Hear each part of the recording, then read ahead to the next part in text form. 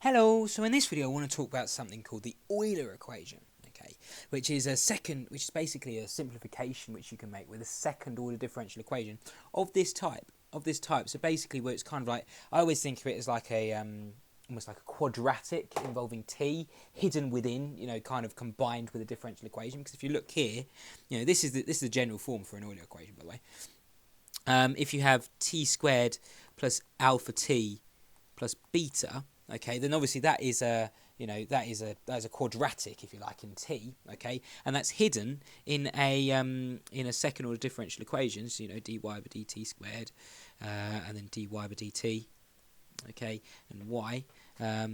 So it's basically a quadratic hidden within, a quadratic combined with the second order differential equation, okay, and it's equal to 0. So that's kind of how I think of an Euler equation. So when you've got something that looks like this, by the way, alpha and beta, they're just real numbers, okay. When you've got something like this, then you can make a specific substitution to make this easier, okay. So when you've got this very special, sometimes I say that differential equations, sometimes you have to guess things. It's very creative, if you like. Differential equations are a very creative module, or very creative subject in maths, because you have to be quite creative. You kind of have to be aware of what's going on. Sometimes you have to guess things and try things out. It's getting very hands-on, and often if you can spot, there's very special types of equations that when you have things of this form, so for example, we did it with Bernoulli, but it's also with Euler as well, we're introducing another one now. We'll also introduce Legendre in time as well.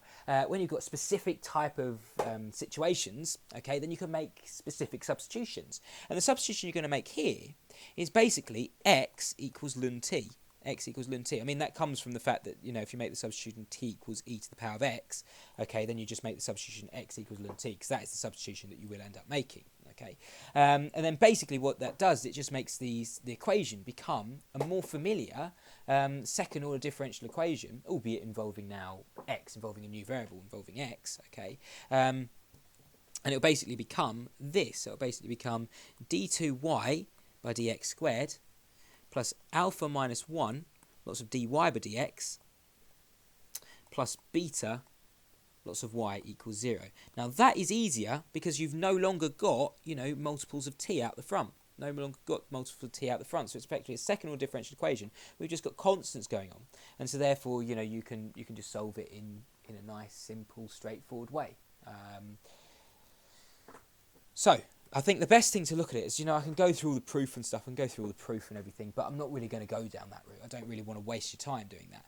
So I think the best way to do it is just seeing it by an example, okay, and see how it actually works. Because sometimes, if you're dealing very generally, you can kind of lose track of actually what's going on. Whereas I think if you've got a grip on real numbers, I think it's going to be far easier to see. So let's have a look. So this is the example we're going to have a look at. Okay, so this is the example that we're going to be looking at. It's t squared y double dash plus 4ty dash plus 2y equals 0. Okay, and you can clearly see it's of the form of an Euler equation, because if you like, there's a quadratic involving t, which is hidden within this second order differential equation. Okay, so therefore that means that we can warrant a substitution of x equals the natural logarithm of t. X equals the natural logarithm of t.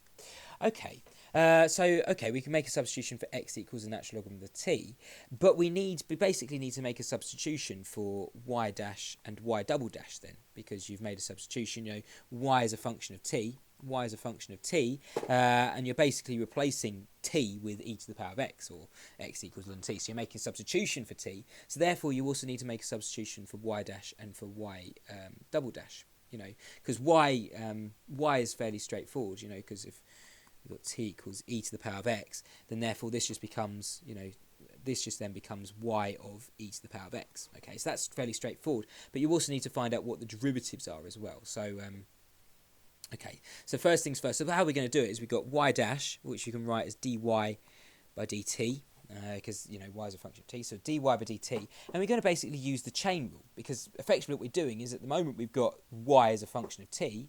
The moment we've got y as a function of t, then we're introducing a new variable x into the mix, okay? And whenever we introduce a new variable into the mix and we want to find the derivative of, the new thing, a good way to go is via the chain rule. So effectively, the chain rule, just think of it as two fractions, okay? So basically when we multiply together, we want dy by dt t back. Okay, so in other words, the thing which goes here and here has to be the same, and the thing which goes there is the new variable that we introduce, which is dx. Okay, so x. So when we differentiate, it's going to be dx. So then effectively they cancel off and we get that back. Cool. Okay, so we're status quo. So let's have a look. So what do we know? Well, we don't know what dy by dx is. We don't know what dy by dx is, but we do know what dx by dt is, because look, we've got x is written as the natural logarithm of t. So what does that mean that the derivative of x is? The derivative of x with respect to t is, what's the derivative of this thing? What's the derivative of this thing? Well, it's going to be 1 over t. It's going to be 1 over t. So in other words, we can replace this by 1 over t. Okay, so that's going to be what y dash is going to be replaced with. Okay, and actually I'm just going to write the 1 over t at the front there. So let's just shift that across. And we've got 1 over t multiplied by dy by dt. Okay, fine. So that's what we're going to replace y dash with. Okay, but we also then need the second derivative. So we also need the second derivative. So y double dash, which is of course d2y by dt squared at the moment. Okay, so again we're just going to use the chain rule. But actually we can just say, well, that is just going to be the derivative of that. Okay, that's just going to be the derivative of that. So in other words, the derivative with respect to t of dy by dt. dy by dt. So what is the derivative of, what is the derivative of that thing? So I tend to write, if it's derivative of something, I tend to write it using square brackets. So what is the derivative of that thing? So dy by dt is just 1 over t. We just work that out. So it's d by dt of 1 over t times dy by dx. dy by dx. Well, look, this is going to become the product rule. Why? Well, it's going to be two functions multiplied together. 1 over t involves t, and we differentiate with respect to t, so we're going to have to differentiate that. But we're also going to have to differentiate this thing here, which is going to be effectively, I think of it as another function, if you want. So I'm going to have to multiply by, I'm going to have to differentiate two things which are being multiplied together. So therefore, I'm going to have to use the product rule.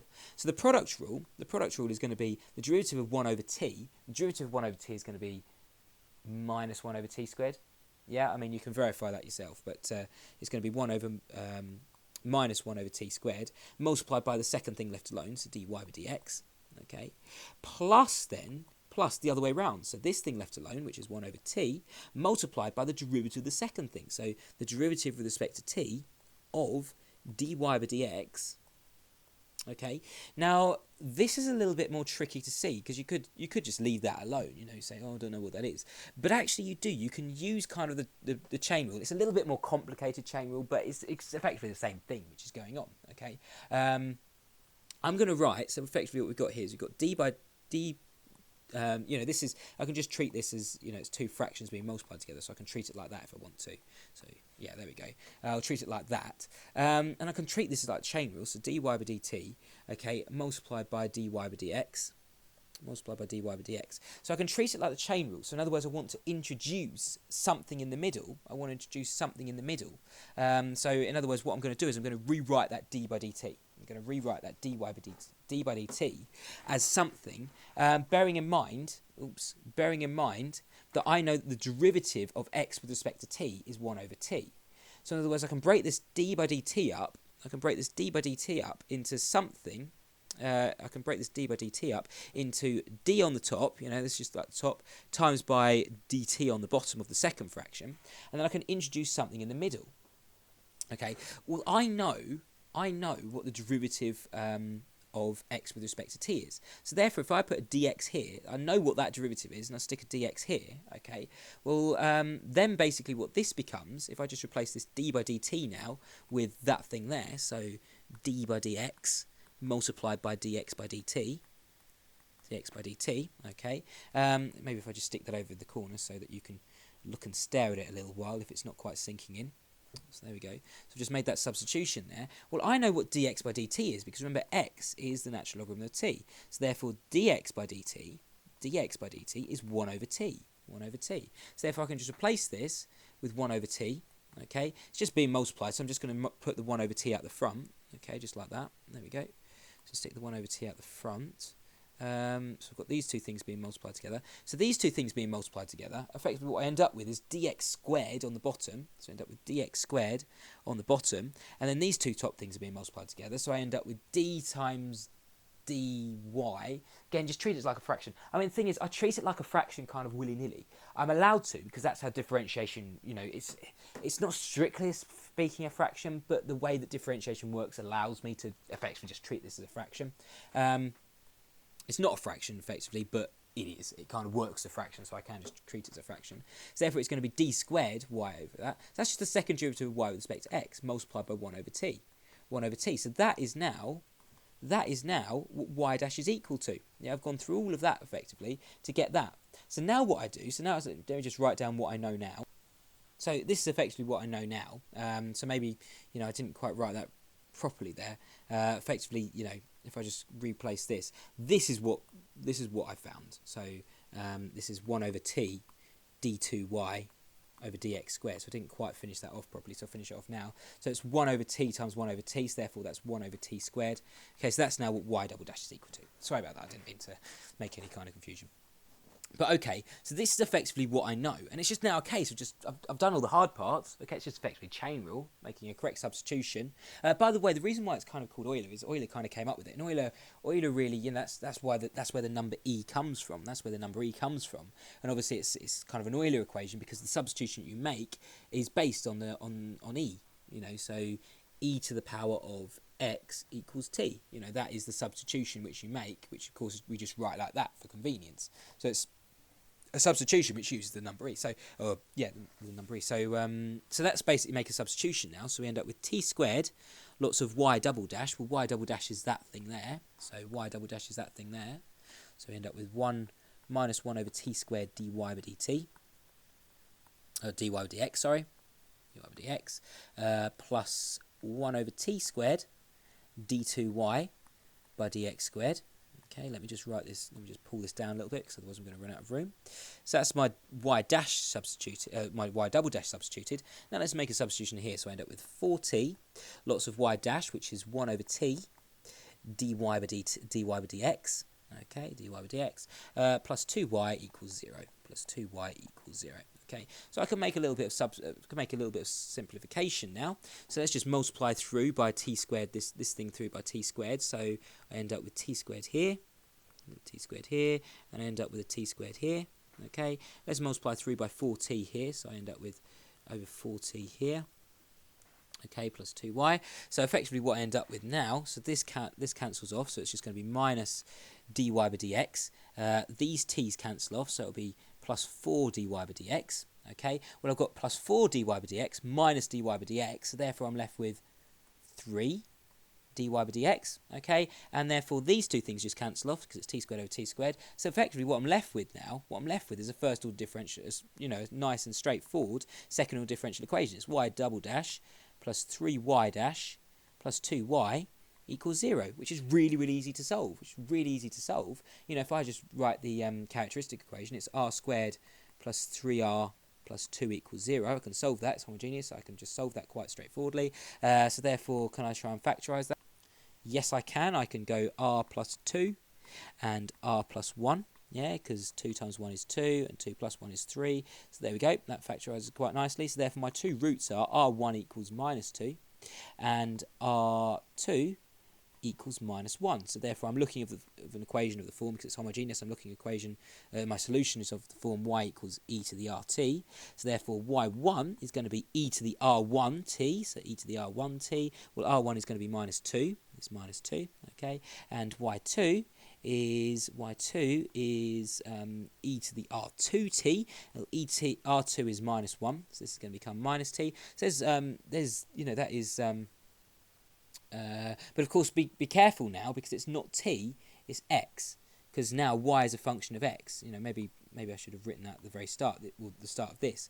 Now y is a function of x, because it's no longer d2y by dx dt squared. It's now d2y by dx squared. So therefore I'm writing dy by dx, and d2y by dx. So therefore these things are x's. So there, I'm pleased I made that mistake actually, because otherwise that would be a subtle thing which you might have missed. So yeah, here we go. So this is now what our two solutions are. So I can write it as a linear combination. So y1 is e to the minus 2x plus c2. Y2 is e to the minus x. Okay, but remember that x is natural logarithm of t. So therefore I can just make a substitution in here, replace this with the natural logarithm of t, and replace this with the natural logarithm of t. Okay, let's see what I can do with this now. So let's just try and use power laws. So this is c1 e to the natural logarithm of t multiplied by minus 2. Yeah, so this is how I can write this.